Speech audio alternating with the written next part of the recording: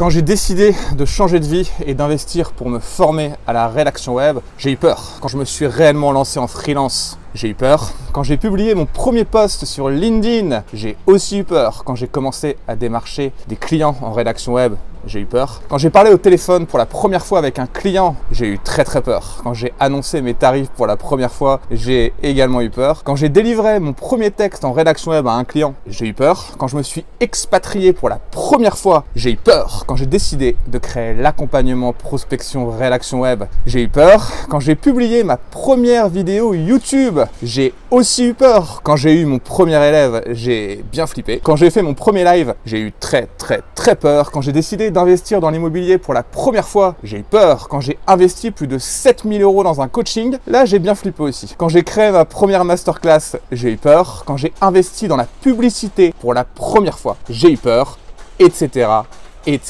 Tu n'es pas différent des autres. On passe tous par là, retiens bien ça.